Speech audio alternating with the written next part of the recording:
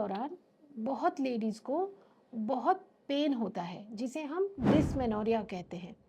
और डिस्मेनोरिया के बहुत से कारण हैं, लेकिन एक इम्पॉर्टेंट रीज़न है एडिनोमायोसिस, या जिसे हम कहेंगे यूट्रस में सूजन आना। तो चलो आज एडिनोमायोसिस पे बात करते हैं कि ये क्यों होता है, क्या ट्रीटमेंट होता है उसके बारे में, क्या सिम्टम्स होते हैं। मैं हूँ डॉक्टर वैशाली चौधरी। मैं हेड करती हूँ department of fertility and IVF at Sahyadri hospital, and I am also the director at Ankur fertility centre. Adenomyosis जो है वो कहलाता है यूट्रस का सूजन। अब समझने की बात यह है कि यूट्रस के 3 लेयर्स होते हैं। सबसे ऊपर का लेयर होता है जिसको हम सिरोजा कहते हैं, बीच में मसल का लेयर होता है, और एकदम अंदर वाला जो लेयर होता है उसको हम कहते हैं एंडोमेट्रियम। अब ये तीनों लेयर्स डिस्टिंक्ट हैं, अलग हैं, तो हर लेयर का काम कुछ अलग है।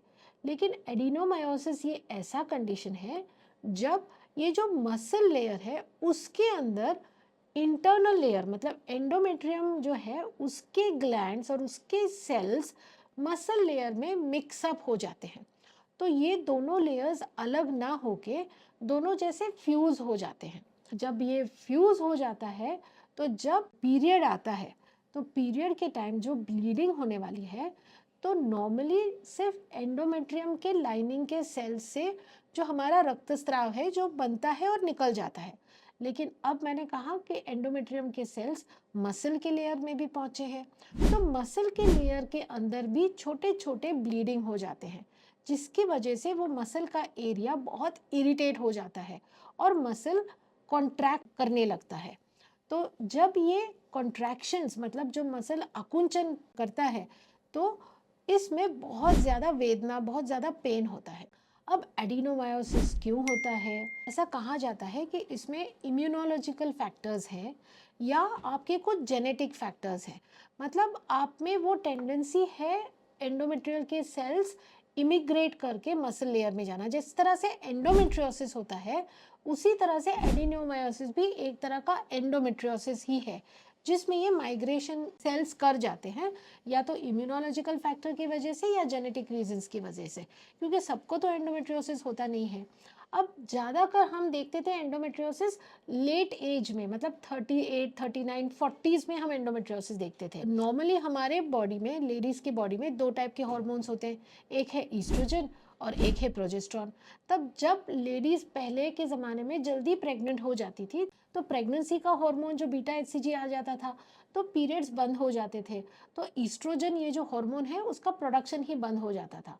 अब लेडीज़ ने प्रेगनेंसी प्लान करना लेट कर दिया है, तो बहुत साल लेडीज़ को पीरियड आते रहता है, प्रेगनेंसी होती नहीं है। तो ये जो ईस्ट्रोजन हार्मोन है उसको कोई ब्रेक लगता नहीं है, पॉज ही नहीं होता है ये हार्मोन। हर महीने ईस्ट्रोजन बन रहा है, एक्ट कर रहा है। तो ओवर एक्सपोजर ऑफ ईस्ट्रोजन की वजह से भी ये एंडोमेट्रियोसिस और एडिनोमायोसिस होता है, ऐसा समझा जाता है। तो क्या कर सकते हैं अगर हो जाता है? क्योंकि इसमें मेन सिम्टम ये है कि बहुत सारा पेन होता है ड्यूरिंग पीरियड्स। इवन वो ब्लैडर को भी इरिटेट कर सकता है, तो उसकी वजह से यूरिनेशन करते वक्त भी पेन होता है, इंटरकोर्स के टाइम बहुत पेन होता है। तो ये मेन सिम्टम्स हैं। अब क्या करना है, इसको कैसे ट्रीट करना है, ये हम लोग एज डॉक्टर्स डिसाइड करते हैं कि इनको प्रेगनेंसी चाहिए या इनके प्रेगनेंसी हो चुकी है, 1-2 बच्चे हो चुके हैं और कोई प्रेगनेंसी इनको चाहिए नहीं। तो इस पे डिपेंड करता है कि हम क्या ट्रीटमेंट करेंगे। वैसे तो हम ज़्यादातर एडिनोमायोसिस जो प्रॉब्लम है इसको मेडिकल ट्रीटमेंट से ही काम करना चाहते हैं। सर्जिकल ट्रीटमेंट हम बहुत रेयरली प्रेफर करते हैं। तो मेडिसिन होते हैं, जैसे डायनोजस्ट एक मॉलिक्यूल है, वो ज़्यादातर दिया जाता है, या लूप्राइड नाम का इंजेक्शन दिया जाता है, या कभी कभी मिरेना नाम की एक कॉपर्टी होती है, उसमें भी प्रोजेस्टेरॉन हार्मोन होता है, वो भी यूट्रस के अंदर इंसर्ट किया जाता है। तो ये ट्रीटमेंट लेकिन लंबा चलता है, ऐसा नहीं कि तुमने 2-4 दिन ले लिया और ठीक हो गए। ये ट्रीटमेंट काफ़ी लंबा चल सकता है, और कभी कभी ये टेम्परली ठीक हो जाता है, but it can come back again and again. So पहले के ज़माने में तो 40 साल के बाद अगर ये होता है और बहुत ही ज़्यादा तकलीफ दे रही है, तो हमको यूट्रस निकालने की सर्जरी भी करनी पड़ सकती थी। लेकिन अगर ये लेडी और बच्चे चाहती है और बच्चे अभी हुए नहीं हैं और फिर भी एडिनोमायोसिस है, तो ध्यान रखिए एडिनोमायोसिस की वैसे कोई परमानेंट ट्रीटमेंट है नहीं। और बहुत बार इम्प्लांटेशन होना, मतलब जो भ्रूण हमने बनाया है, पहले हमने अगर आईवीएफ में बनाया है तो आईवीएफ का भ्रूण इम्प्लांट होने में तकलीफ होती है। बिकॉज मैंने जैसे कहा, इम्प्लांटेशन का काम एंडोमेट्रियल लेयर में होता है और ये मसल लेयर और एंडोमेट्रियल लेयर मिक्सअप होने की वजह से जो ब्लड वेसल्स होने चाहिए जो कि ब्लड सपोर्ट करें बेबी को इम्प्लांटेशन के दौरान, वो इम्प्लांटेशन नहीं हो पाता। तो आईवीएफ में भी रिजल्ट्स थोड़े कम हो जाते हैं अगर एडिनोमायोसिस है। बहुत बार हम पहले भ्रूण बना लेते हैं आईवीएफ में, एग्स एक्सट्रैक्ट करके एम्ब्रियोज बना लेते हैं, उनको फ्रीज करके रखते हैं और फिर मेडिकल तरीके से, मेडिकल मैनेजमेंट से ये जो असर है एडिनोमायोसिस का वो कम कर देते हैं और उसके बाद फिर हम ये इम्प्लांटेशन करते हैं।